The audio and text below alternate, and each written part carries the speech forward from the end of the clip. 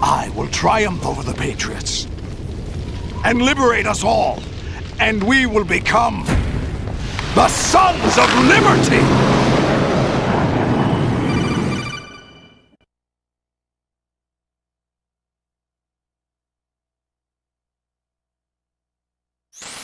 Raiden, are you receiving? We're still here. How's that possible?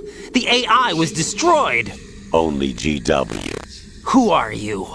To begin with, we're not what you'd call human.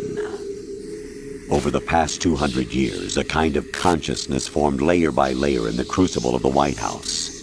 It's not unlike the way life started in the oceans 4 billion years ago. The White House was our primordial soup, a base of evolution. We are formless. We are the very discipline and morality that Americans invoke so often. How can anyone hope to eliminate us? As long as this nation exists, so will we. Cut the crap! If you're immortal, why would you take away individual freedoms and censor the net? Jack, don't be silly. Don't you know that our plans have your interests, not ours, in mind? What? Jack, listen carefully, like a good boy. The mapping of the human genome was completed early this century. As a result, the evolutionary log of the human race lay open to us. We started with genetic engineering, and in the end, we succeeded in digitizing life itself. But there are things not covered by genetic information. What do you mean? Human memories, ideas, culture, history. Genes don't contain any record of human history. Is it something that should not be passed on? Should that information be left at the mercy of nature? We've always kept records of our lives, through words, pictures, symbols, from tablets to books. But not all the information was inherited by later generations. A small percentage of the whole was selected and processed, then passed on. Not unlike genes, really. That's what history is, Jack. But in the current digitized world, trivial information is accumulating every second, preserved in all its triteness, never fading, always accessible. Rumors about petty issues, misinterpretations, slander. All this junk data, preserved in an unfiltered state, growing at an alarming rate. It will only slow down social progress, reduce the rate of evolution. Right. You seem to think that our plan is one of censorship. Are you telling me it's not? You're being silly. What we propose to do is not to control content, but to create context. Create context? The digital society furthers human flaws and selectively rewards development of convenient half-truths. Just look at the strange juxtapositions of morality around you. Billions spent on new weapons in order to humanely murder other humans. Rights of criminals are given more respect than the privacy of their victims. Although there are people suffering in poverty, huge donations are made to protect endangered species. Everyone grows up being told the same thing. Be nice to other people. But beat out the competition. You're special. Believe in yourself and you will succeed. But it's obvious from the start that only a few can succeed.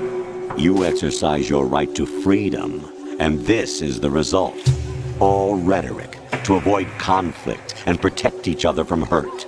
The untested truths, spun by different interests, continue to churn and accumulate in the sandbox of political correctness and value systems. Everyone withdraws into their own small gated community, afraid of a larger forum. They stay inside their little ponds, leaking whatever truth suits them into the growing cesspool of society at large. The different cardinal truths neither clash nor mesh. No one is invalidated, but nobody is right. Not even natural selection can take place here. The world is being engulfed in truth. And this is the way the world ends. Not with a bang, but a whimper. We're trying to stop that from happening. It's our responsibility as rulers. Just as in genetics, unnecessary information and memory must be filtered out to stimulate the evolution of the species. And you think you're qualified to decide what's necessary and not? Absolutely. Who else could wade through the sea of garbage you people produce, retrieve valuable truths, and even interpret their meaning for later generations? That's what it means to create context. I'll decide for myself what to believe and what to pass on. But is that even your own idea? Or something Snake told you. That's the proof of your incompetence right there. You lack the qualifications to exercise free will. That's not true. I have the right. Does something like a self exist inside of you? That which you call self serves as nothing more than a mask to cover your own being. In this era of ready-made truths, self is just something used to preserve those positive emotions that you occasionally feel. Another possibility is that self is a concept you conveniently borrowed under the logic that it would endow you with some sense of strength. That's crap! Is it? Would you prefer that someone else tell you? All right then. Explain it to him. Jack, you're simply the best, and you got there all by yourself. Oh, what happened? Do you feel lost? Why not try a bit of soul-searching? Don't think you'll find anything, though. Ironic that although self is something that you yourself fashioned, every time something goes wrong, you turn around and place the blame on something else. It's not my fault. It's not your fault. In denial, you simply resort to looking for another, more convenient truth in order to make yourself feel better. Leaving behind in an instant the so-called truth you once embraced. Should someone like that be able to decide what is truth? Should someone like you even have the right to decide? You've done nothing but abuse your freedom. You don't deserve to be free. We're not the ones smothering the world. You are. The individual is supposed to be weak, but far from powerless. A single person has the potential to ruin the world. And the age of digitized communication has given even more power to the individual. Too much power for an immature species. Building a legacy involves figuring out what is wanted and what needs to be done for that goal. All this you used to struggle with. Now we think for you. We are your guardians, after all. You want to control human thought? Human behavior? Of course. Anything can be quantified nowadays. That's what this exercise was designed to prove. You fell in love with me just as you were meant to, after all. Isn't that right, Jack? Ocelot was not told the whole truth, to say the least. We rule an entire nation. Of what interest would a single soldier, no matter how able, be to us?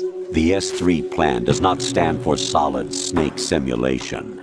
What it does stand for is selection for societal sanity.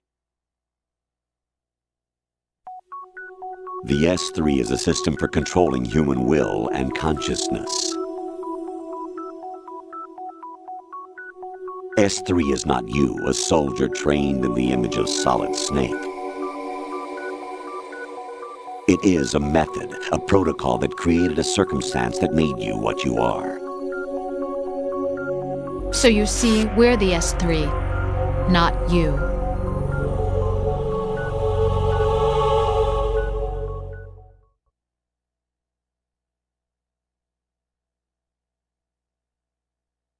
What you experienced was the final test of its effectiveness. That's crazy. You heard what President Johnson said. The Arsenal's GW system is the key to their supremacy. The objective of this exercise was to establish such a method. We used Shadow Moses as a paradigm for the exercise. I wonder if you would have preferred a fantasy setting. We chose that backdrop because of its extreme circumstances. It was an optimal test for S3's crisis management capacity. If the model could trigger, control, and solve this, it would be ready for any contingency. And now, we have our proof.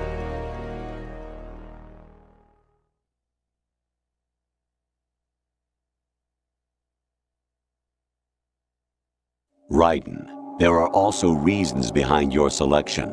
Solidus raised plenty of other child soldiers. Do you know why we chose you over them? It was because you were the only one who refused to acknowledge the past.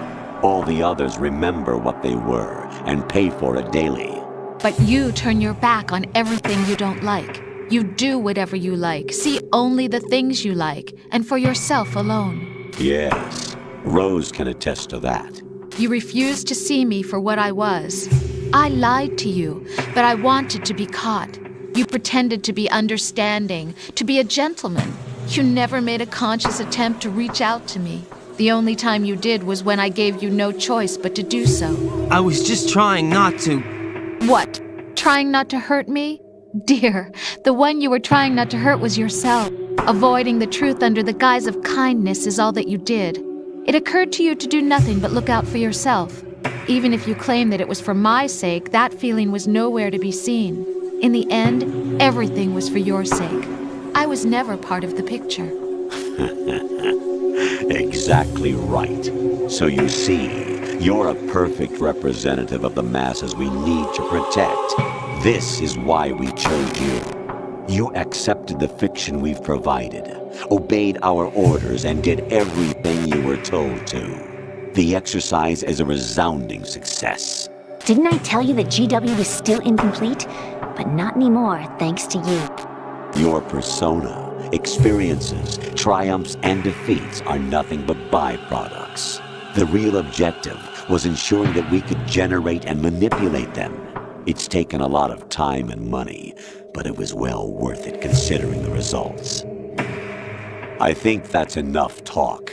It's time for the final exercise. Raiden, take Solidus down. Think again. I'm through doing what I'm told.